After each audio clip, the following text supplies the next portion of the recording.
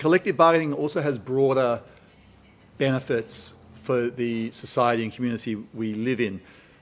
It reduces inequalities, it assists with the setting of fair living wages, it promotes justice, and inclusive industrial democracy, and it also, as was mentioned, strengthens public services. Because when we have strong public service unions, we have good collective bargaining agreements, and with good collective bargaining agreements, we have better public services.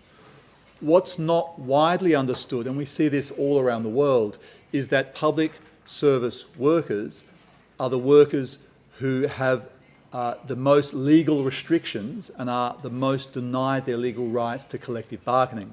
And that's not widely understood. These restrictions come from a range of places, and the sister mentioned that the abuse of the essential service provisions, which was designed for good reasons, but has been over the decades extended to deny public service workers their rights, is being abused more and more.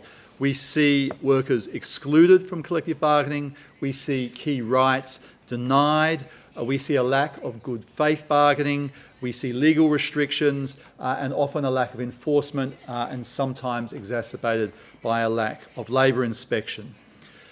And combined, I'd like to say that these restrictions on the right to strike are also unacceptable. If workers don't have the right to withdraw their labour, then they are not in an equal bargaining position with the employer. And on a human rights level, if workers cannot withdraw their labour, then we're nothing more than wage slaves. These attacks, unfortunately, are on the increase, and I think it's because we're in a very difficult moment in the last 4 or 5 years, where we're shifting from neoliberal attacks, which has created the conditions for political change, regressive political change through the rising up of inequality, but we're also seeing a shift in the way in which these attacks come. The neoliberals wanted to shrink the state. They felt we were an anchor, we got in the way of their profit making, but they wanted a smaller state. Increasingly, we're seeing aggressive authoritarian governments who don't want to shrink the state, they want to use the state to implement their authoritarian ideology.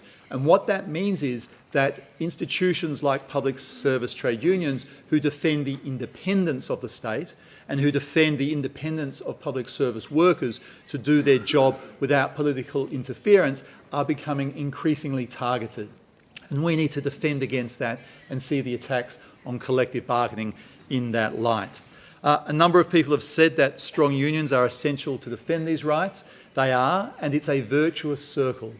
Strong unions create strong collective agreements, but strong collective agreements assist unions to be strong.